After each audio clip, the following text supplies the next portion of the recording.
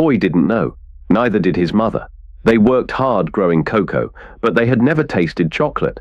Their hands touched millions of cocoa beans, but the chocolate was always sent far away. This is a story about how that is changing. It's about a man named Ibrahim Traoré who came to Ivory Coast with a big idea. He wants Africa to keep the value of its cocoa. This is not just about chocolate. It's about pride, power, and a new future for Africa. The world loves chocolate. Every year, people spend over $130 billion on it. But the farmers in Ivory Coast and Ghana who grow most of the world's cocoa get very little money. They earn less than $2 a day. This is not fair. It's part of a system that takes cocoa beans from Africa and makes money for others in places like Europe and America. Ivory Coast grows more cocoa than any other country, but it doesn't decide the price. People in cities like New York and London set the price, and African farmers have no say. This system has kept Africa poor while others get rich. But now something is changing. Ibrahim Traoré, a leader known for standing up for his people, came to Ivory Coast. He didn't come with weapons or to talk about gold or uranium. He came to talk about cocoa. He walked through the village fields, picked up a cocoa pod and said, "This is not just a bean, it's our story, and we will take it back." His words spread quickly. Some thought it was just talk. Others felt it was something bigger, a chance to change how the world sees Africa's cocoa. For many years, Ivory Coast has grown cocoa and sent it to Europe. The beans leave the country raw, and Europe turns them into chocolate. They put the chocolate in shiny packages and sell it for a lot of money. Sometimes they sell it back to Africa at high prices. The farmers who grow the cocoa don't get much of that money. They work hard, carrying heavy baskets of beans, but they stay poor. Many have never even tasted chocolate. This is not an accident. It's how the system works. The price of cocoa is decided in faraway places, not in the villages where it's grown. Farmers in Ivory Coast have no power over what their beans are worth. They sell the beans to middlemen, who sell them to exporters, who send them to Europe. By the time the beans become chocolate, the value belongs to someone else. This system has been in place for a long time, and it keeps Africa from growing strong. Even worse, when Africans try to make their own chocolate, they face problems. People in Europe say African chocolate isn't good enough. They say it doesn't meet their standards. But who makes these standards? Not the farmers, not the people who know the land. The rules are made by others, and they make it hard for Africans to succeed. This is what Ibrahim Traoré wants to change. He believes Africa can make its own chocolate and keep the value for itself. When Ibrahim Traoré came to Abidjan, a big city in Ivory Coast, he brought a new idea. He didn't just want to grow cocoa beans and send them away. He wanted to build factories in Ivory Coast to make chocolate. He wanted Africans to roast the beans, grind them, and wrap the chocolate themselves. He wanted the world to see that Africa can make something great. This wasn't just about making chocolate, it was about taking back control. Traoré walked through the cocoa fields like he belonged there. He talked to farmers, young people, and elders. He listened to their stories. He saw how hard they worked and how little they got in return. He told them, "We grow the cocoa. We should decide what it's worth. We should taste what we make." His words gave people hope. They started to believe that they could do more than just grow beans. Behind Traoré were people ready to help. There were engineers who knew how to build machines. There were farmers who understood cocoa better than anyone. There were young people who wanted to learn how to make chocolate. Together, they started small. They didn't ask for money from other countries. They didn't wait for permission. They began building factories and cooperatives, groups where people worked together to share the work and the profits. In a village called Duplay, something special began. Duplay is a small place with no streetlights or paved roads, but it's surrounded by cocoa trees. A group of 11 women and 4 men decided to try something new. They asked, "If others can make chocolate from our beans, why can't we?" They didn't have a factory or a lot of money, but they had courage. They borrowed a grinder from a rice mill and used clay ovens to roast their cocoa beans. They wrapped their chocolate in banana leaves. The first chocolate bars they made were not perfect. They were rough and sometimes bitter, but they were proud because the chocolate was theirs. They sold their first bars at a local market for 600 CFA francs, which is about $1. One woman cried when someone bought her chocolate. She said, "I used to bend over to sell beans. Now people stand to buy my chocolate." That moment changed everything. The people of Duplay realized they could do more than grow cocoa. They could create something valuable. Word about Duplay's chocolate spread fast. Other villages wanted to learn how to make chocolate too. Students from the city came to help. A young man from Abidjan made a logo for the chocolate bars. They gave the bars a name, Inzora, which means dignity in the local language. The bars were labeled in 3 languages, Duplay's language, French and English. Slowly the chocolate started to feel like something bigger than just a product. It felt like pride. The chocolate from Duplay started to change how people thought. For a long time, people in Ivory Coast didn't believe their own country could make good chocolate. They were used to seeing foreign chocolate in shiny packages. But when they tasted the bars from Duplay, they were surprised. A boy bought a bar for his mother. A teacher shared it with her students. A wedding used the chocolate instead of expensive imported candy. People began to see that their own land could make something special. The cooperative in Duplay made 4 kinds of chocolate: classic dark, roasted plantain, baobab fruit, and a spicy one called Samkara spice, after a famous African leader who said, "He who feeds you controls you." These flavors were new and exciting. They weren't like the chocolate from Europe. They were African, made with local ingredients and pride. People started buying more, and the chocolate appeared in stores in cities like Abidjan and Yamoussoukro. But not everyone was happy. The big chocolate companies in Europe started to notice. They didn't like that Ivory Coast was making its own chocolate. They were used to buying cheap cocoa beans and making all the money themselves. When they heard about Duplay's success, they tried to stop it. They said the chocolate wasn't good enough. They said it might not be safe. They made it harder for African chocolate to reach other countries. But the people of Duplay didn't give up. They had tasted something more powerful than chocolate. They had tasted ownership. The European chocolate companies didn't fight with weapons. They fought with rules and money. They offered lower prices for Ivory Coast's cocoa beans. They made it harder to export chocolate by adding new inspections. They sent people to help the farmers, but their advice was always the same: keep selling raw beans, not chocolate. This was their way of keeping control. They didn't want Africa to make its own chocolate because that would mean less money for them.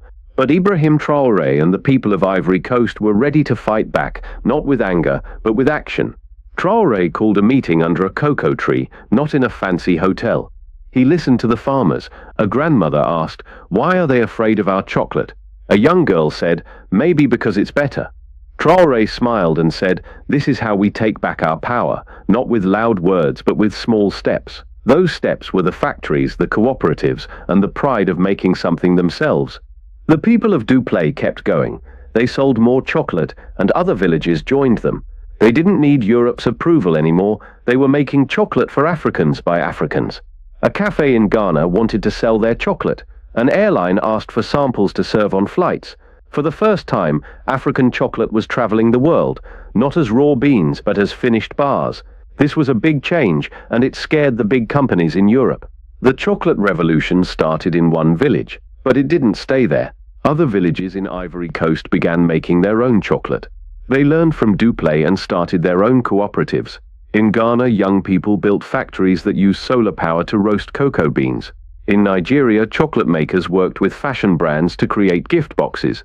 In Senegal, people started tours to show visitors where the cocoa came from. The revolution was spreading across Africa. Ibrahim Traoré saw this and wanted to make it stronger. He called a big meeting in Yamoussoukro, the capital of Ivory Coast. Leaders from Ghana, Togo, and Burkina Faso came. They made a bold promise: no cocoa bean will leave Africa without being turned into something valuable by African hands. This was a big moment. It meant Africa was ready to take control of its cocoa, not just grow it for others. To make this happen, they started new projects. They built 4 new chocolate cooperatives in different parts of West Africa. They created a center in Bouyer, a city in Ivory Coast where scientists could study how to make better chocolate. They also made an online store so people around the world could buy African chocolate directly. These steps showed that Africa was serious about owning its cocoa and its future. The big chocolate companies in Europe didn't like these changes. They tried to make things harder for African chocolate makers. They said African chocolate didn't meet their rules. They stopped some shipments at ports, saying they needed extra checks. They offered money to help small farmers, but only if they agreed to keep selling raw beans. These were all ways to keep Africa from growing strong, but the people of Ivory Coast and other African countries didn't stop. They had tasted their own chocolate, and they knew it was good. They didn't need Europe to tell them what was valuable. They kept building factories and making chocolate. They worked together, sharing ideas and helping each other. The revolution wasn't just about chocolate anymore, it was about believing in themselves. In Ghana, young people used technology to track their cocoa from the farm to the store. In Nigeria, chocolate became part of fancy gift boxes. In Senegal, tourists came to see where the chocolate was made. Across Africa, people were starting to see that they could create something great. They didn't need to send their cocoa away. They could keep it and make it their own. Ibrahim Traoré had another big idea. He wanted to protect African farmers from the ups and downs of the cocoa market. He proposed a special fund called the Pan-African Cocoa Reserve Fund. This fund would use money from African countries to make sure farmers got fair prices for their cocoa. It would also help build more factories and train more people to make chocolate. Traoré said, "We grow the cocoa. We should decide its value. We will no longer follow rules made by others." This idea made some people nervous. The big chocolate companies and markets in Europe didn't like it. They were used to controlling the price of cocoa. When Africa started to take control, they got scared. The cocoa market in London went down, and some people blamed it on problems in Africa. But the real problem was that Africa was becoming independent.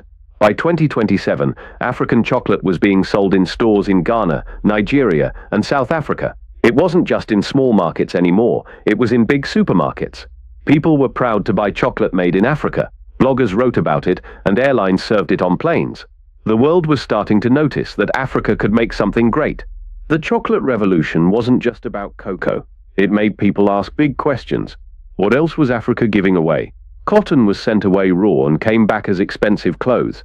Coffee was roasted in other countries and sold back for more money. Gold was mined in Africa but stored in European banks.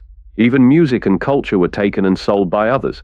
The chocolate revolution showed Africans that they could take control of all these things.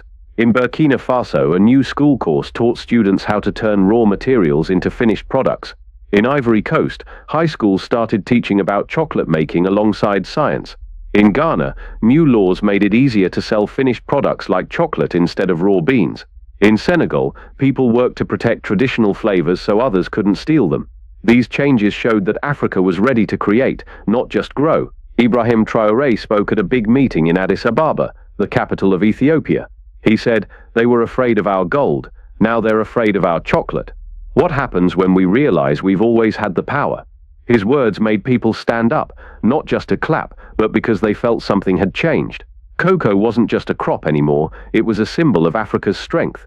Across Africa, murals appeared on walls. They showed women breaking cocoa pods, children eating chocolate with smiles, and factories full of workers. In one village, someone painted the words, "No more exports without excellence." This meant Africa would no longer send away its raw materials. It would make something great and keep the value for itself. The revolution wasn't just one big moment, it was many small steps. Cooperatives became brands. Young people stopped leaving Africa and started building factories. People from other countries came back to invest in their home. This wasn't just about chocolate anymore, it was about controlling Africa's future. The story of Duplay and Ibrahim Traoré shows that change is possible. It started in one village, but it spread to a whole continent. It started with cocoa, but it grew to include cotton, coffee, gold, and more. It started with a question, why can't we make our own chocolate? And it ended with a new belief, Africa is enough. This story needs you. Every change needs someone to share it. You may not grow cocoa or make chocolate, but you can tell others about this revolution. Share this story with your friends. Tell them about Duplay and the people who dared to dream. If you believe Africa should control what it grows, leave a comment with one word, rising. If you think Africa is ready to create its own future, say, from beans to power. The chocolate revolution is not just about cocoa, it's about pride, power, and a new way of thinking. It's about a continent that is ready to taste what it grows and keep what it creates. One village, one factory, one bar of chocolate at a time, Africa is building a new future, and that future is sweet.